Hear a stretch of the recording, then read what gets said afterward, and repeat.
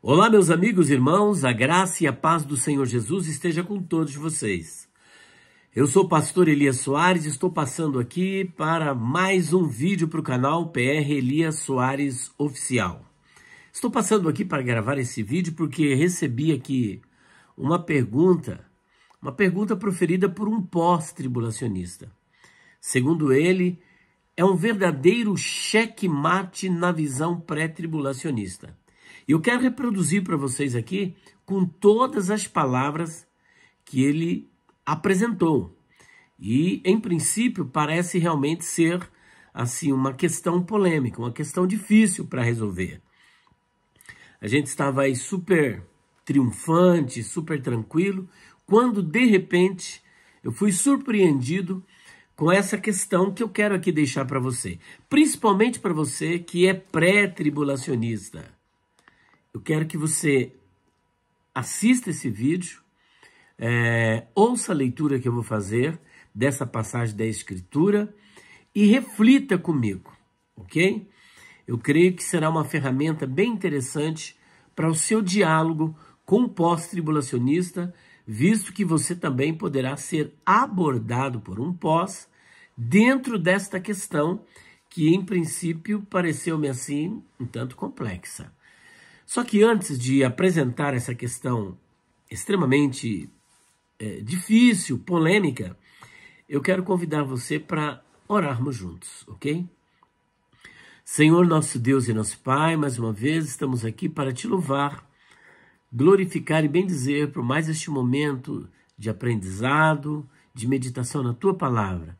Que o Senhor possa nos dar sabedoria, nos capacitar. Venha abençoar a Tua igreja, o Teu povo espalhado sobre toda a face da terra. E tenha misericórdia dessas nações que estão em conflito, Senhor. Tenha misericórdia que todo principado e potestade que age naquele lugar sejam repreendidos em nome do Senhor Jesus e que o Teu nome seja glorificado, Pai. Em nome de Jesus, venha nos abençoar, nos dar sabedoria e entendimento espiritual. Amém. Bom, vamos ao texto. Eu recebi essa pergunta fundamentada no texto de Apocalipse, capítulo 16, versículo de número 15. E a pergunta é a seguinte, olha só. Se o arrebatamento da igreja ocorre antes da grande tribulação, por que em Apocalipse, capítulo 16, 15, que está dentro do contexto da grande tribulação, Jesus afirma, eis que venho como ladrão. Olha só, eis que venho como ladrão. Bem-aventurado aquele que vigia e guarda suas vestes, para que não ande nu e não se vejam as suas vergonhas. Mas a questão aqui é o início, eis que venho como ladrão. Então a pergunta que foi formulada é a seguinte, espera um pouquinho, Jesus já não veio antes da grande tribulação? É claro que como pré-tribulacionista eu afirmo, sim, e você também que é pré, fará o mesmo, afirmará que sim. Então se ele já veio antes da grande tribulação, por que aqui em Apocalipse 16, 15, ele ainda está dizendo que virá? E aqui esse texto está dentro do contexto da grande tribulação, capítulo 16. Vai começar agora os 7 anjos com as 7 taças das últimas pragas. Mas nós afirmamos que Jesus veio lá no início, antes da grande tribulação. E aqui o contexto é dentro da grande tribulação. E ele está dizendo, eis que venho como ladrão. Afinal de contas, ele já veio ou ele virá depois da grande tribulação? Então, com isso, o nosso interlocutor, ele afirma que esta passagem bíblica é uma prova irretocável, incontestável, como eu costumo dizer, né? Irrefragável, insofismável, indubitável, de que realmente o arrebatamento só ocorrerá depois da grande tribulação. Olhando à primeira vista, não parece realmente isso? Porque nós estamos aqui dentro da grande tribulação. né? Olha lá, e foi, no versículo 2, e foi o primeiro e derramou a sua taça sobre a terra, e fez-se uma chaga má e maligna nos homens que tinham o sinal da besta e que adoravam a sua imagem. E aqui no versículo 15, depois de tudo isso, se você analisar, olha, o versículo 12 diz, e o sexto anjo derramou a sua taça sobre o grande rio Eufrates, e a sua água secou-se, para que se preparasse o caminho dos reis do Oriente. Então aqui ainda está entre o sexto e o sétimo anjo, entre a sexta e a sétima taça, ele dizendo que vem.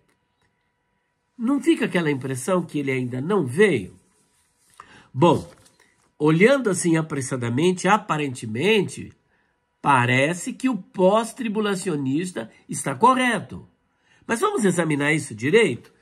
Eu aqui anotei o seguinte, se Apocalipse 16:15 é uma prova de que Jesus ainda não veio e que ele só virá depois da grande tribulação, eu estou aqui devolvendo a pergunta e usando o quê? A maiêutica socrática. Como explicar Apocalipse 22, versículo 7, versículo 12, versículo 17 e versículo 20? Então veja que eu estou aqui usando o método da pergunta. A maiêutica socrática. A palavra maiêutica significa servir de parteira. Jesus usava essa metodologia, não que tenha aprendido com Sócrates. Mas ele, como rabino, conhecia o método da pergunta, da crítica interrogativa. Então estamos devolvendo a gentileza. Ora, se Apocalipse 16:15 é uma prova cabal de que Jesus ainda não veio, que o arrebatamento ainda não aconteceu, e que ele só virá depois da grande tribulação, fica a pergunta. Como explicar Apocalipse capítulo 22, versículo 7, versículo 12, versículo 17 e versículo de número 20, onde Jesus, de igual modo, afirma que ainda virá. E devemos levar em consideração um fato bem interessante, que ele está fazendo essa afirmação, né, depois do milênio. Ora, veja bem, Apocalipse 22, o milênio já aconteceu, o juízo final já aconteceu, que mais? A descida da Nova Jerusalém já aconteceu, o novo céu e a nova terra já aconteceram, e neste caso já estamos no estado eterno. Ora, se Apocalipse 16:15 é prova de que ele ainda não veio, e agora Apocalipse 22, 7, 12, 17 e 20, significa que ele também ainda não veio? Vamos ver? Apocalipse capítulo 22, versículo 7. Em primeiro lugar, olha só. Aqui já aconteceu um novo céu, nova terra, já aconteceu o juízo final, Satanás já foi lançado no lago de fogo, já acabou tudo, juízo final, novo céu, nova terra, nova Jerusalém, já desceu do céu, já estamos aqui no estado eterno, mas preste atenção. Versículo 7. Eis que presto venho, bem-aventurado aquele que guarda as palavras da profecia deste livro. Ora, mas ele, de acordo com os pós-tribulacionistas, não veio, não arrebatou a igreja depois da grande tribulação? Ora, a grande tribulação já passou, o milênio já passou, tudo já passou, e ele ainda está dizendo que vem, não era para ele ter voltado depois da grande tribulação? Se é que eles estão certos com aquele questionamento de Apocalipse capítulo 16:15, mas como se isso não bastasse, olha o versículo 12. E eis que cedo venho, e o meu galardão está comigo para dar a cada um segundo a sua obra. Afinal, veio ou não veio? Quer mais? Versículo 16. Eu, Jesus, enviei o meu anjo para vos testificar estas coisas nas igrejas. Eu sou a raiz e a geração de Davi, a resplandecente estrela da manhã. E olha aqui o versículo 17. Se ele já veio, como justificar esse convite? E o Espírito e a esposa dizem, vem. E quem ouve, diga, vem. Ou seja, vem, Senhor. Significa que ele ainda não veio. E quem tem sede, venha. E quem quiser, tome de graça da água da vida. Ainda há oportunidade de salvação? mesmo depois de tudo, ainda tem, os pecadores já foram lançados todos no lago de fogo, só tem salvo. E ele ainda está convidando pessoas para serem salvas e dizendo para Jesus vir. E como se isso não bastasse, o penúltimo versículo do Apocalipse, capítulo 22, versículo 20, está escrito assim: aquele que testifica estas coisas diz, certamente, cedo venho. E agora, afinal, quando ele virá? Se Apocalipse 16, 15 é prova que ele ainda não veio, que ele só virá depois da grande tribulação, como é que vamos explicar, como é que você é pós-tribulacionista?